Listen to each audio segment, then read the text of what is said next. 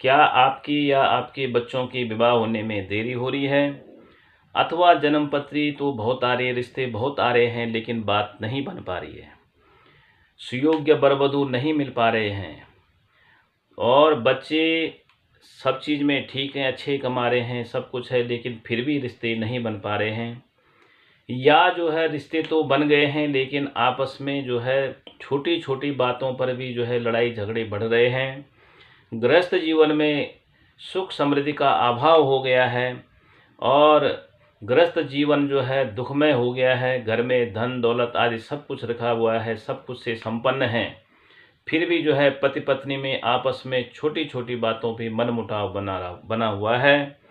तो क्या इसके पीछे कोई ग्रहों का कारण तो नहीं है? तो इन सब बातों को समझते हैं। नमस्कार, मैं पंडित संजय घिल्डियाल शास्त्री स्वागत करता हूं आपका एक और नई वीडियो में।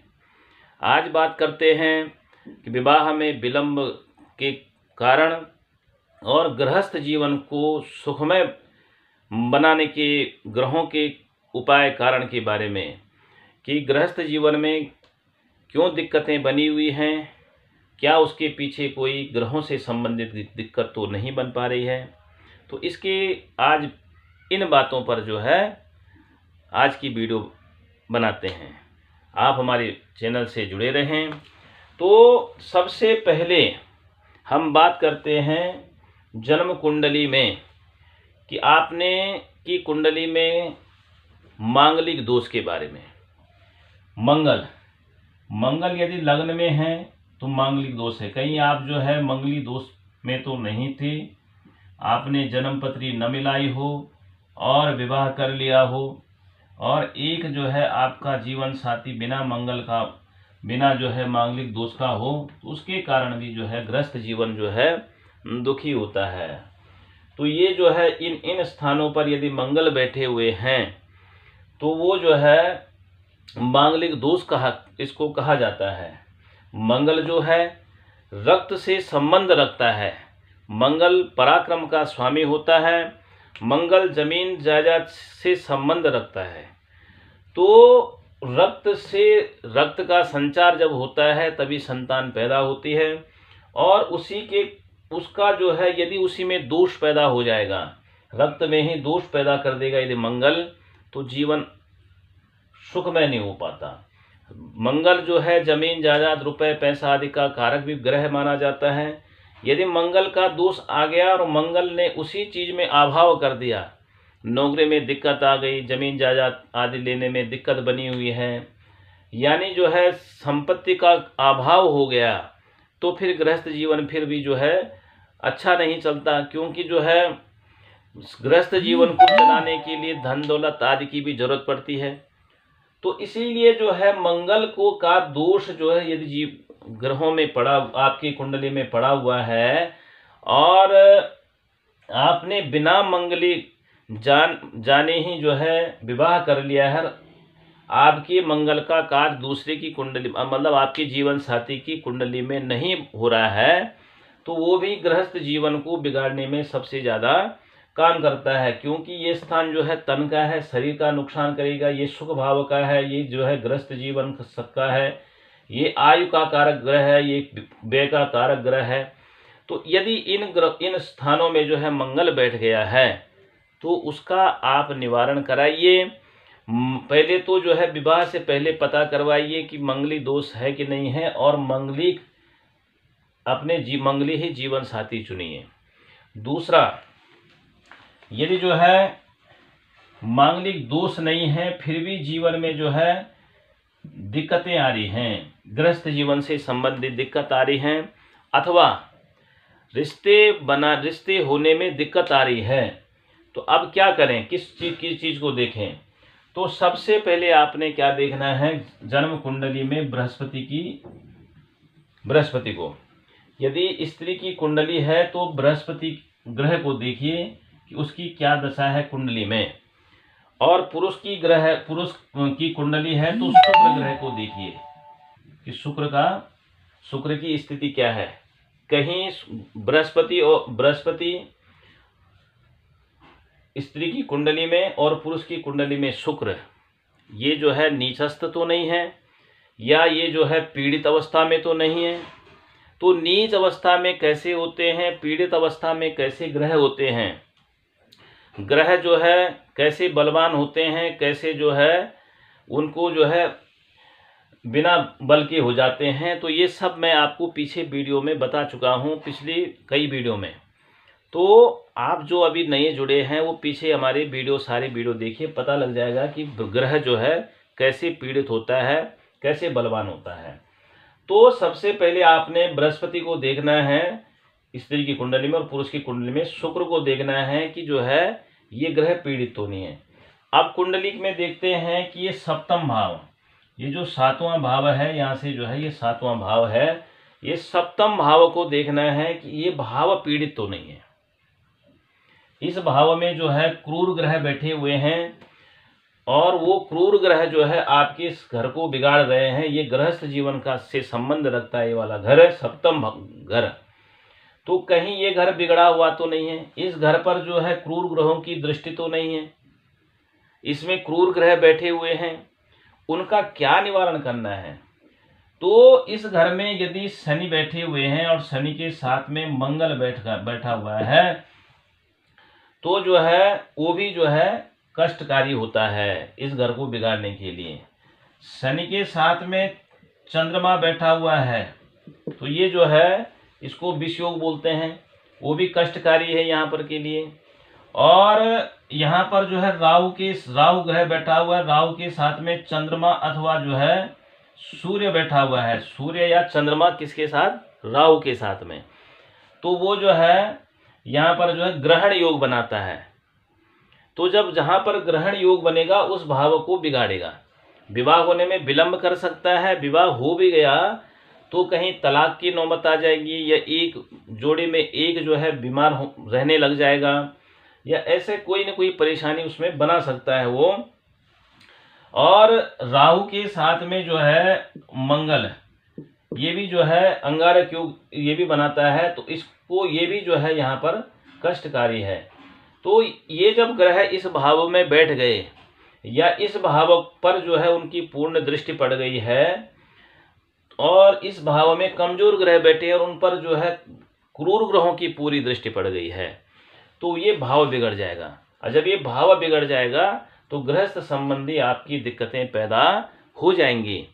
तो उसके निवारण के लिए आपने क्या करना है कि इस घर को देखना है कि ये घर जो है सप्तम भाव कहीं बिगड़ा हुआ तो नहीं है। सप्तम भाव यदि ठीक है लेकिन फिर भी जो है दिक्कतें हो रही, तो सप्तमेश को देखना है। अब सप्तमेश को कैसे देखना है,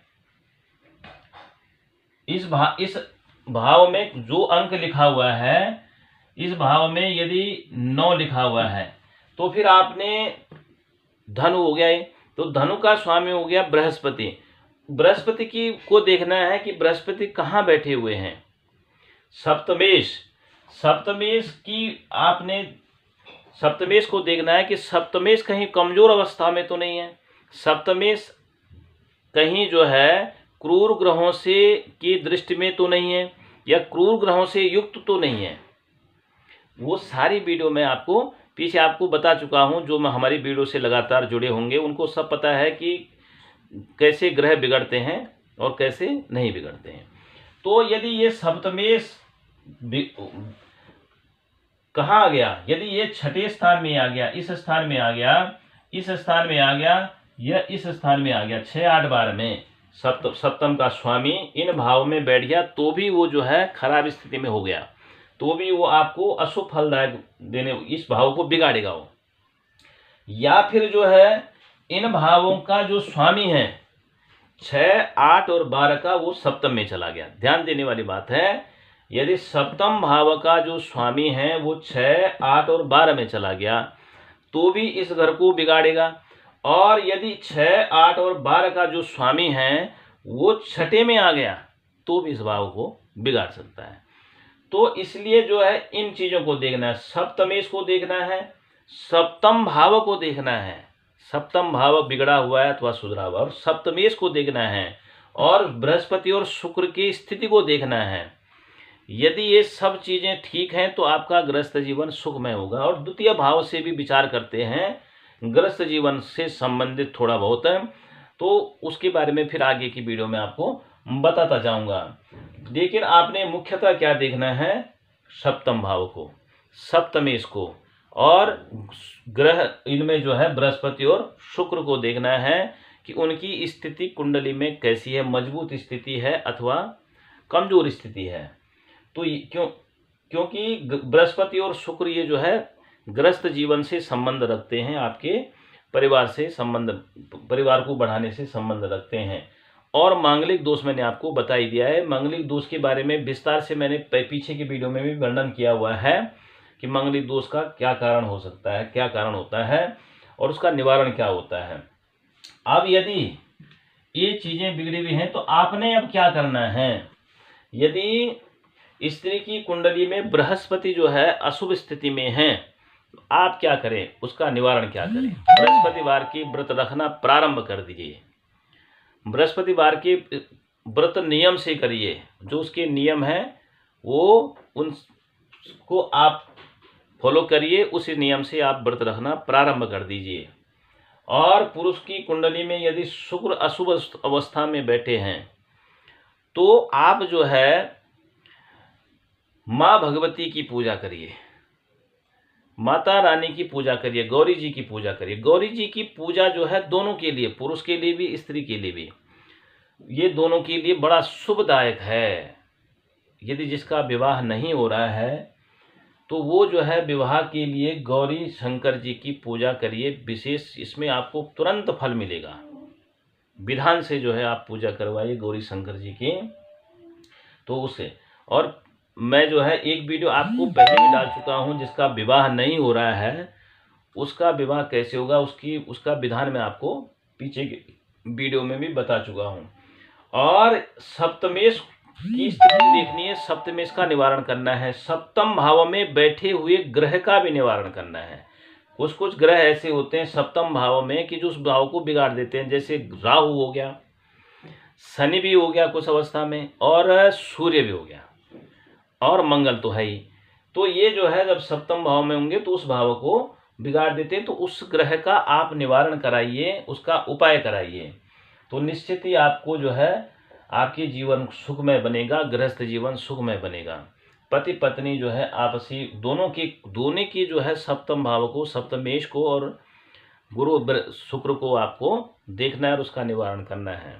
तो इससे आपका गृहस्थ जीवन भी सुखमय होगा और आपका जो है घर में सुख समृद्धि शांति बनी रहेगी। आजकल आप देखते होंगे पहले लोगों के पास खाने पीने की कमी होती थी, लेकिन फिर भी घर गृहस्थी नहीं टूटती थी। आजकल बहुत कुछ है, पैसा, लोगों के पास पैसे की कोई कमी नहीं है, जमीन जायदाद की कमी नहीं है, लेकिन मतभेद होता है, मतभेद के बाद मनभेद हो जाता है और मनभेद के बाद जो है गृहस्थ जीवन टूट जाता है। तो इसके विषय में एक वीडियो और अन्य और बनाऊंगा कि उसका और क्या निवारण कर सकते हैं। हाँ, वैदिक रीति से विस्तार से उसका मैं आगे और वर्णन करूंगा। तो आप हमारे चैनल से जुड़े रहें। जो भी आप नए जुड़ रहे हैं वो सब्सक्राइब जरूर करें, शेयर करें, और हमारे पीछे के वीडियो भी आप जरूर देखें। उनमें हमने विस्तार से ज्योतिष के बारे में बताया है, ज्योतिष कैसे सीखें। जो व्यक्ति ज्योतिष सीखने के इच्छुक हैं, बड़ी सरल विधि से आपको ज्योतिष सिखाने का प्रयास कर रहे हैं। और वैदिक और कर्मकांड संबंधी जो भी जानकारी आपको चाहिए उसके बारे में आपको वीडियो बना के हम भेज रहे हैं। आप अपने प्रश्न कमेंट बॉक्स में लिख सकते हैं। जय श्री राम।